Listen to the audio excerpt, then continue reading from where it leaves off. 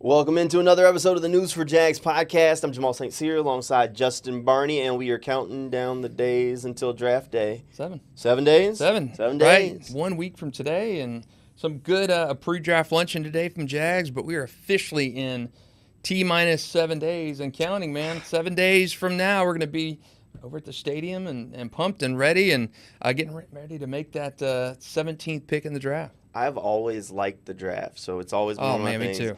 I remember as a kid, pulling out all the magazines and newspapers that I had and spreading them out on the floor and watching on Saturday and Sunday. This was back when the draft was 2 days before it moved to Thursday. Oh man, awesome! And I remember my first job. I had an interview on a Saturday during the draft, and I was so upset. I was livid. I can't do this at any other time. It has to be this day at this time. I was fuming. The one thing I hated about the draft on Saturday was the 15-minute time limit. Yeah. I hated that 15-minute time limit, especially if teams took that whole 15. Oh, my goodness. And it just made for 2 extremely long days. I like the format now better. But I'm like you. Since I've been a kid, man, I have been plopped down in front of the TV.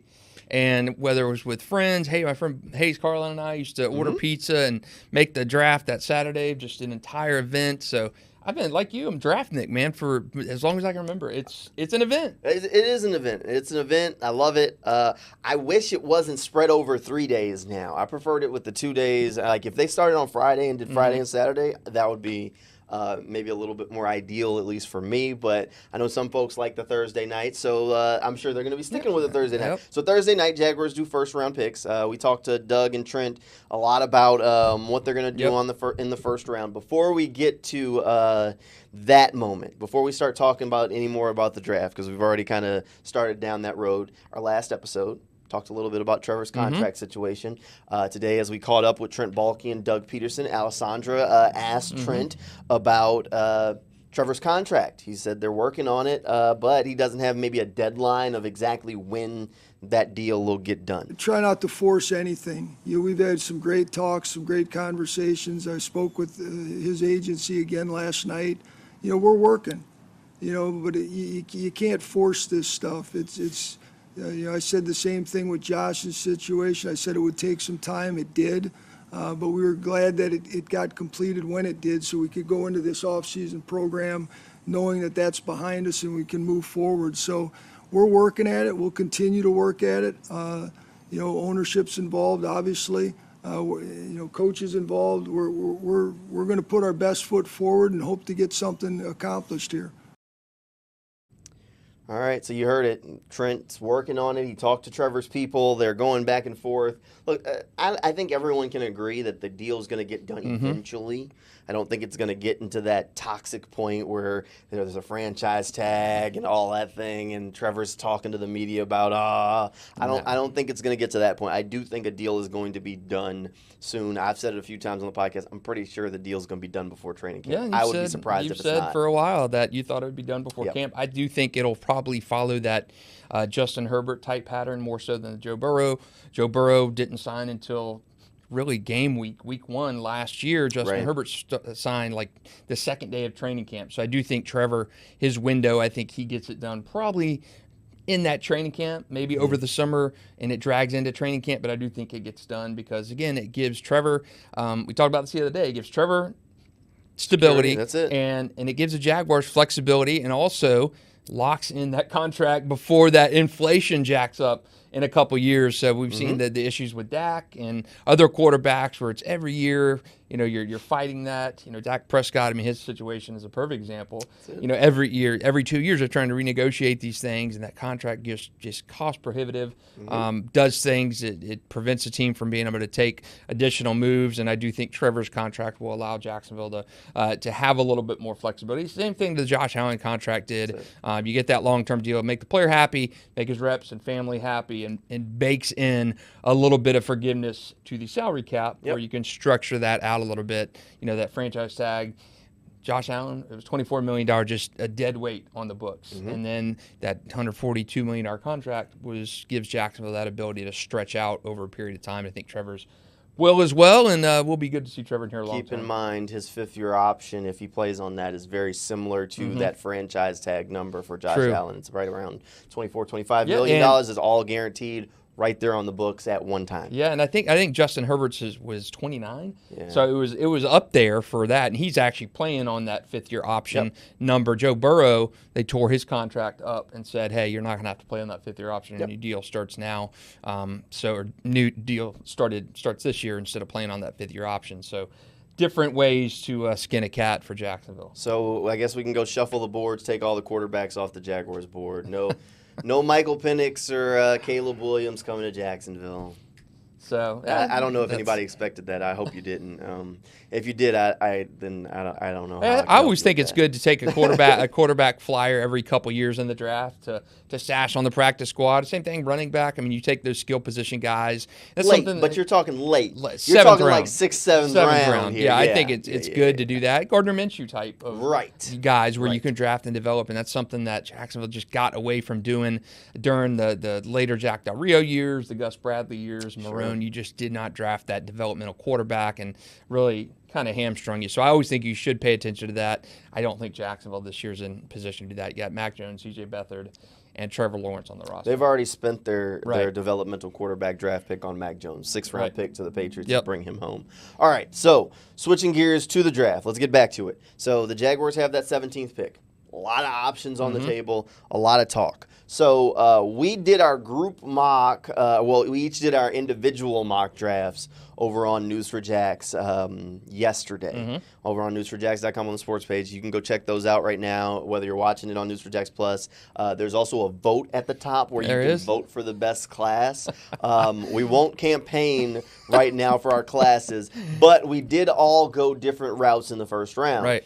Justin took a pick that I love. He took Leatu Latu. Alessandra took Kool-Aid McKinstry. I took Nate Wiggins, maybe going a little bit different approach than everybody else, at least my thought process with that pick. Why'd you make that pick? So there's a part of me that always remembers that it's trade back Trent. I think there is a good chance I felt like in that moment that there's a good chance that the way the board fell, and there's no trades in this mock, that the Jaguars are going to end up trading back a little bit. And over the course of the process, I think Nate Wiggins has just been a guy who's really grown on me. Okay. Look, the speed, the size is there. The only thing missing is that he's a little bit lighter than the other cornerbacks. And my one thing is he's 10 pounds lighter than Kool-Aid McKinstry. 10 pounds. That's not the end-all, be-all. I mean, the effort's there when he goes to tackle. Maybe the physicality's not there. But, look, the skills to be able to cover are there. He has length. I think his ball skills are better than a guy like Kool-Aid McKinstry, at least as far as going get his hands on interceptions and playing the ball in the air. Kool-Aid is locked down, position, gonna get deflections, but I think Nate Wiggins' ball skills are that much better. And I like Kool-Aid. I think Kool-Aid's a high floor player. I think he's going to be a starting cornerback in the league for a long time. I just think Nate Wiggins has an opportunity if the pieces come together, which you're always guessing if the pieces are going to come together for a guy to be a guy who is a lockdown corner for a side where teams don't want to throw his way, because if they do, he could take it away. Yeah, makes sense. And I thought Kool-Aid at 17 probably a little too rich for my blood. Rich, yeah. I think Nate Wiggins a little too rich for me at 17. I think a trade down, I'd be happy with either of those two guys there. And I picked Leatu Latu. Yep. I went best player available, and 100%. To me, in that situation, we talked about this a podcast or two ago. Jamal was talking about Eric Armstead, Trayvon Walker, Josh Allen, and then you add a Leatu Latu, who's been one of his kind of glue guys since this whole process. I can't remember what you call them, the worker bee kind of guys. But you add that guy into a defensive guy, offensive coordinator is going to have to scheme like, oh my God, the Texans, C.J. Stroud's not going to know what's going to hit him when you got four guys coming at you like that. So, a throwback to Josh Allen, what he tweeted a couple weeks ago, these games are won in the trenches, that physicality up front, both offensive line and that defensive line and the edge rush pressure, games are won and lost like that. We saw a porous offensive line last year did to the Jaguars, and we've seen what great pass rushes can do to opposing quarterbacks. So I do think you build through those lines. I think that if you invest more in that defense, and Leatu was there at 17, his medicals check out, and then you've got a pass rush that includes Trayvon, Josh, Leatu Latu, who's a double-digit sack a year guy, and then Eric Armstead as well. I think that's an unbelievable pass rush, and it kind of will shield a little bit of that deficiency in the secondary, which you don't address in the first round. But I just kind of went best player available. He was the best player available on the board. Cooper DeJean was there as well, but I just didn't like that fit. So Leatu was my guy.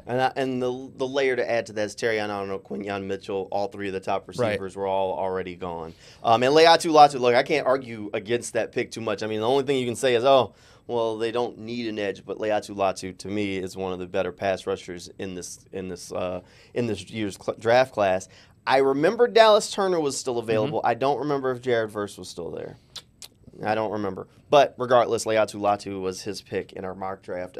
We did all kind of stray a little bit. The only place where we did have a consensus was in the second round. We all picked Keon Coleman in the second round, just the value, the size. I like it. I like that pick there, and all of us were in agreement on that. And Brian Thomas was available in our draft when we picked. At 17. At 17, and all of us kind of strayed away from him there. And, my takeaway from Trent today and talking to him about the draft was that they're prepared to go up in the draft, but I don't think they're prepared to go into that top 10. I mean, that's going to be maybe a little cost prohibitive. You go into that top 10. So he did mention like 11, 12, 13, 14, 15. So he mentioned those earlier picks. I don't know if he's trying to smokescreen something or what, but I do think if you're going to go up in that 11, 12, 13, you're going to go up for a cornerback, not a receiver, because, at that point, your cream of the crop receivers are going to be gone. So you're going to be left drafting fourth receiver, that Brian Thomas,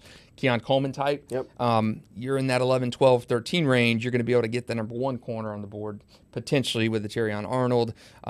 So I think that reading the tea leaves today, I came away from that presser thinking Jacksonville is going to go up, and I think they're going to go for a corner. To that point, let's hear what Trent had to say about trading up. We can't control what happens in front of us. Whatever happens, happens. The only thing we can control is be calculated on if we really target someone and we really feel we need to make a run, let's say get up to 12, get up to 13, get up to, we'll be prepared to do that if the right person's there. And look at the other side, like we did a year ago, trade back twice and get the same player. There's so many things that can happen. You got to go in prepared. But the board's going to fall the way it falls. You can't change that. So you just got to be ready for everything. All right. So you said you walked away feeling like they might trade up a couple of spots. Yes. I walked away with a different feeling. Okay. So let's talk about I actually walked away after listening to Trent today feeling like he was more geared toward trading back a couple of spots. And here's why. So he mentioned it a couple of times. He was asked about, thing, and he said, look, the analytics always tell you never to trade up, but if you do it, you got to get it right. But he also mentioned just trading back, and if there's a couple of guys where the board fell tight, like it did last year, you jump back a couple of spots, let it clear itself out. And he mentioned that, I feel like, twice. So that's why I kind of walked away feeling like he might consider trading back. Also, when he talked about the cornerback room and the wide receiver room, he talked about how tight some of their grades were on some of those players at the top of their boards, and how the cornerback group, which we'll get to some sound from him on the cornerbacks in just a second, were so jumbled together that different teams are going to view them differently, and the same thing with receivers. So it might be easy when they get to that point in the draft to say, let's hop back a little bit and pick up something. That was my take. We had different takes from just listening to them talk. Right. So, and I think people, whoever was in the room today, I think you could ask them and you would probably get multiple opinions. And I think, just for me coming away with that, just hearing him mention the 11, 12, 13, 14, 15, to me, that was either a read of he's going to make a push, or getting beyond that is a little too rich for their blood to do that. But I always think, look, last year he did mention, like you said, trading back. Your guy was on the board still. Last year you probably had a couple guys, 2 or 3 guys that you really wanted, and you knew you were going to get one of those 2 or 3 if you kept trading back. They stepped back a couple times, got the guy they said they wanted the whole time. And I'm always a proponent of trading back if you can stay in that vicinity. I'm talking about trading back from 17 to 19, 17 to 20, not dropping dropping from 17 to 35 or something like that. I'm staying in that same vicinity like they did with Anton last year. I'm always a proponent of that. If you're not going to go up and jump into that top 7, 8 and get one of those truly elite receiver blue blood guys, I do think that corner is probably where they're leaning right now. Just looking at their roster and scrutinizing it a little more and talking about it and knowing what Ryan Nielsen likes to do with his defenses that he's run traditionally in the past, and what he's going to more than likely do in Jacksonville is going to run with that press man and the man defense a bunch of the time. And I don't know if I'm comfortable doing it with a retread like Ronald Darby. I don't think he's the long-term guy. He's just a stopgap in town. Tyson's on an expiring deal. Yep. I do think you've got to, and the receiver depth is far deeper to me. He was asked about that today as well, the depth of receiver in this draft. So I do think, to me, it's going to be corner wherever they land in that first round. And to me, that's Quinyon Mitchell, Terrion Arnold, somewhere in that 11 through 13 range. To that point, he did mention about needs and that he always kind of feels like unless the talent outweighs it, but if there's a tie in players, you go toward the need. And I don't think there's any way around saying that corner is a need on this roster. So they definitely have to add to that defensive back from one way or another. So I would expect that corner is going to be heavily toward the top of their board. The question is how things fall. Look, right now the conversation is Quinyon Mitchell, Terrion Arnold is kind of the top two guys. I think that's pretty universal, at least in the media on the outside. But it's starting to look like, and we've talked about this for a while, they might not be there when the Jaguars get on the clock. So Trent Baalke talked today a little bit about this year's cornerback class and just the way he kind of sees it.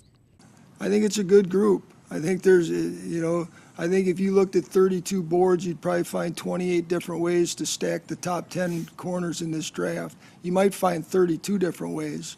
I think it's that close. I think there's good value. They're good players. The makeup and character of these guys is all different. It's all over the board. It's going to be interesting how that group falls off the board on draft day. So you kind of wonder what their draft board looks like at the top and how close maybe Mitchell and Arnold are to some of the other players like a Kool-Aid in their eyes. Yeah, and I mean, I think consensus-wise, it's been Arnold and Mitchell as the top two guys, and you're probably looking at those guys 10, 11, 12, 13 range for that with the run-on quarterbacks and receivers and a couple offensive linemen in there. So it's interesting because to me, and I think the outsiders, you look at the draft and you say, man, this receiver class is extremely deep. And to hear Trent talk about it, they're pretty content with how the depth of corner looks this year too, and the depth. And they mentioned the COVID year and some of these guys being a little bit older, which some of these corner prospects, even receiver prospects, fall into that little older due to that COVID year and stuff. Guys playing an additional year. So Trent did say that they're not going to set their draft board until Monday. So there's still some shuffling. And another interesting thing, I asked Trent last year, when they had the Trayvon Walker year, when they had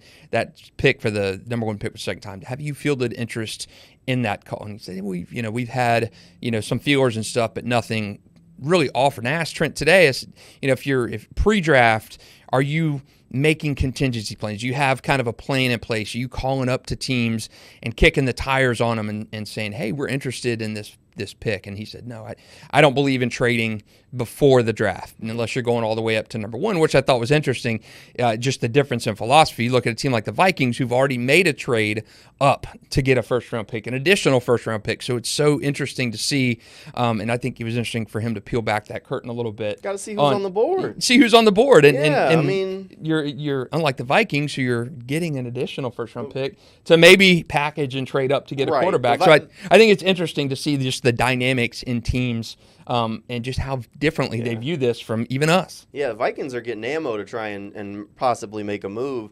And I understand Trent's point. Who am I trading up for? Yeah. If they jump up right now ahead of the Colts, why? Who are the Colts going to take? Is the person that they think the Colts were going to take on the board? Like, does Quinyon Mitchell go 9 now? Right. Or is there another team that now they know the Jaguars are at 9 before the draft, so now they're working to jump them to get to 8 to get the guy the Jaguars wanted or that they think the Jags wanted? So there's all those layers of, if you move up in the last moment, now you know your guy's on the board. Right. If you move up now, people have talked about the Jag, like we've agreed that if they went up and got Rome Odunze, that'd be the home run swing. I don't think they're going to do that. I don't think Not after today. No, I not don't after think today. so. It doesn't feel like that. But if they did do that, like let's say they moved up to 9 right now. All right, so now a team knows, all right, or feels like Jags are probably going to take one of these receivers. So then all you I get to gotta do is 8. get to 8. Get to 8. Get the Falcons So pick. Yep. now you're giving them extra information. So I get that part of it. I don't know. Look, I like this year's cornerback class. I think there are good players that you can get later on. I think the Jaguars need a guy. The one thing I'm not sold on, and I just don't see it. The top 2 corners, Mm-hmm. I wouldn't take them in the top 10. Mm-hmm. I'm not sold on Quinyon and Terrion that much.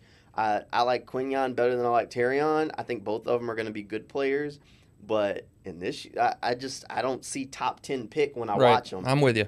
Like I see first round pick, sure, maybe late first round pick. I mean, middle of the first round, like 17, I'm fine. I'm not taking them in the top 10. I mean, Like, these aren't top 10. I expect elite. Yeah, this is not a Sauce Gardner, Patrick Surtain kind of class. Exactly. These are good corners. I mean, these are top 15 corners. They're not top 9 picks No, to me like at all. I don't feel like Quinyon or Terrion is can't miss. Same. I feel safer about Kool-Aid than I do about Terrion or Quinyon. Mm-hmm. I feel like I know at the very least, worst case scenario, Kool-Aid's a starter. That's just You got kinda where I'm at. 8 picks in this draft. Yep. Let's say just right now you are of those 8. Sure. How many of those have got to be starters? I mean, we kind of went through this last year about who were our the camp stars, who was going to be our James Robinson this year, and last year there just was not a lot of positions open, and I think this year quantifies is almost the same, where there's not a ton of starting positions open. There's depth positions obviously open, but there's not a ton of starting positions open. I think there's an outside corner position open. I think he's going to battle Darby in camp, but I don't know where else you could look at of the starting 11 on either side and would say, man, we need a starter at this position right now. I think they're pretty set with their only guys. 2 spots. Where's the other? You could get a corner that could start and contribute, and I mean, I think Antonio Johnson will be fine, but it had to be a safety. I mean, Antonio Johnson was a 6th round pick. He's not locked in. Right. By any stretch of the imagination, where if they brought in competition, he couldn't lose that spot, or if something happened where Savage got pushed out of the nickel, where he wouldn't get pushed to the bench. So if you're drafting a receiver at 1, he's probably no better than a 3 right now, right? Would you say? I mean, between Christian Gabe or Christian Zay, and then your rookie receiver. If you draft, you're saying draft a receiver, like trade up for him, or 17? 17. Depending on who the guy is. Thomas. Let's say Brian Thomas. All right, let's say it's Brian Thomas. I think Brian Thomas and Zay split reps.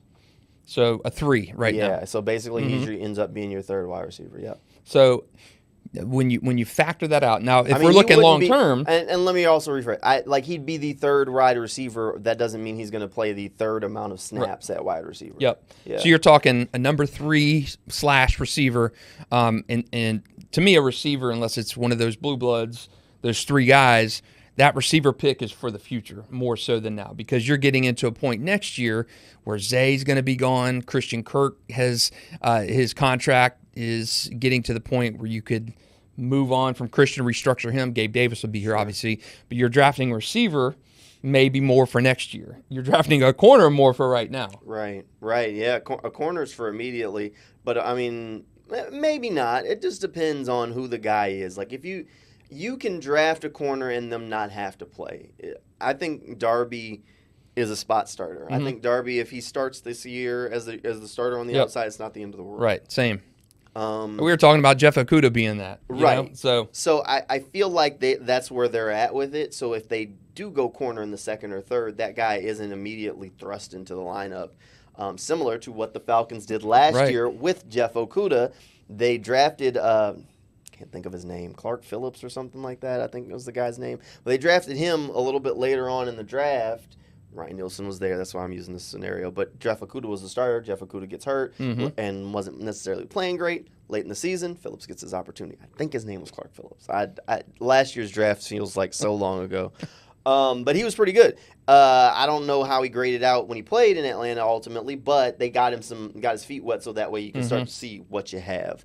So I don't think it'll be the end of the world if they had to do the same thing with Darby. Right. Where if Darby starts and they get a corner in the second or third instead of the first, where that guy's not a day one starter, but eventually might see the field next season, depending on how the season goes. And then you make a decision moving forward on if he's the starter for the following season. Are you bringing Tyson back? What are you going to do with that rotation? And injuries happen. So you need to have at least a guy with some upside where you feel like, okay, right.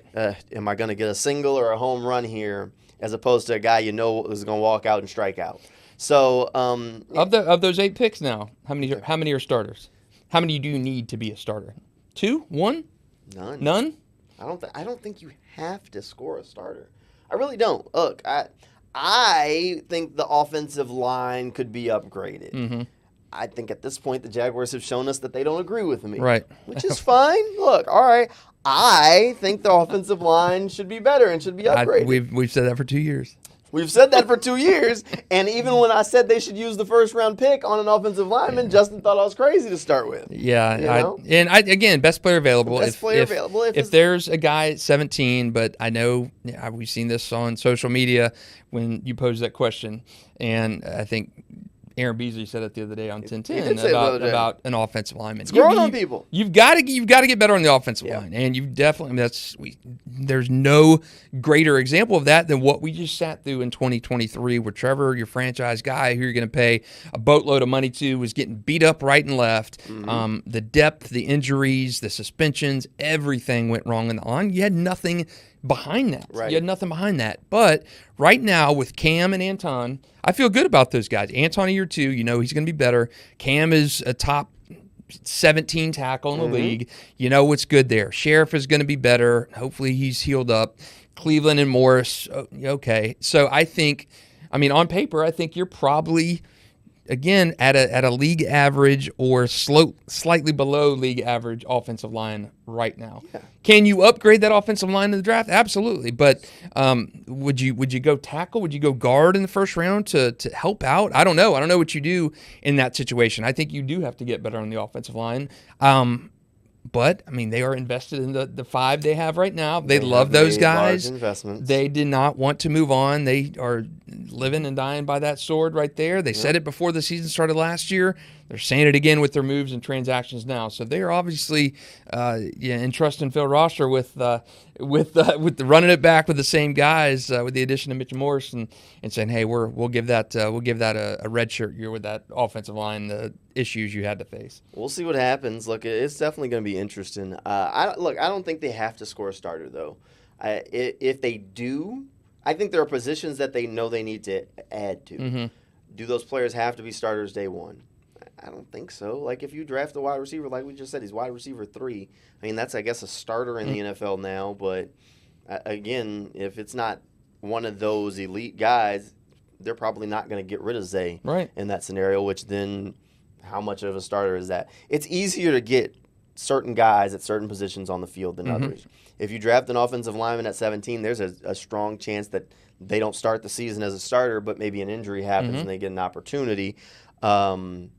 As opposed to if you draft Leatu Latu, to your point, that guy's going to play snaps. Not a starter, but going to play a large amount of snaps from day one because you can rotate those guys. Right. If they start rotating the offensive line, people are going to be like, what's going on? Doug Marrone did that one year, though. They rotated the offensive line last year, and we saw how that happened. And that was by accident. It was just continuity bad. on the offensive line is a must, and defensive line, you have that. That was a point today somebody brought up about you're rotating those defensive linemen all the time. That's the position, that unit on the field that you are rotating all the time. Eric Armstead's not going to come in and play 95 snaps. 95% of the snaps, he's going to be a rotational player. He's not going to be out there every down. Devine Hamilton, same thing. DeJuan Smoot wasn't when he was in town. You have those rotational pieces. So I think you would get more bang for your buck from a guy like that in a first-year type of situation than you would an offensive lineman. The offensive lineman is simply right now for reinforcements and for the future. And, again, I think that's for a cornerback. I think that's for a receiver. You know, you don't have to get a starter corner right now at 17. You'd like him to be that good. You get him and he's starting right off the bat, but you don't necessarily have to do that. Receiver, same thing. You're going to draft that guy. He's probably going to sit a little bit of time. You got 3 pretty solid receivers right now. Again, that's another story altogether. You've signed all 3 of those guys in free agency. So at some point, I mean, look what DJ Chark did his first year in Jacksonville. Nothing at all. Had like 200 yards receiving. By his second year, he was a 1,000-yard receiver. So I do think you can have that draft and patience and develop, but I think Jacksonville is in a position now where they're going to contend for the AFC South championship right now. They think they don't have a lot of holes on their starting 22. Sure. You could upgrade through the draft and stuff. So, and I do still think there's option to add a T. Higgins type of player, Brandon Ayuk, through trade. That's a possibility still. So again, I think there are good options in this draft. I would be happy if they came out of one of those 8 positions, 8 draft picks, with one quality starter for 2024. We'll see what happens. The draft is a week away. So we'll have some live draft coverage on draft day over on News for Jacks starting at 7 o'clock on Thursday. You'll be able to tune into that. We'll also be live at 8 o'clock, and in the 7 o'clock show, will also be live on News for Jacks Plus and newsforjacks.com. So hang out with us for that. We might have one more podcast coming your way. Yeah, I think so. Exciting, draft man. Day. How can you not be pumped for the draft? We're here. We're here Exciting. now. The problem is once we get to the other side of those 3 days, which are long 3 days, that's when it is. It's like, okay. I mean, we still got mini camp. Yeah, you kind of fall off a cliff. You get rookie mini camp, and you get OTAs, and you get mini camp, and then June, July hit. Yes, and it's all downhill, and then training camp shows up, and then we're rock and rolling and at full speed ahead. But hey, thanks for hanging out with us for another episode of the News for Jacks podcast, and we will see you next time.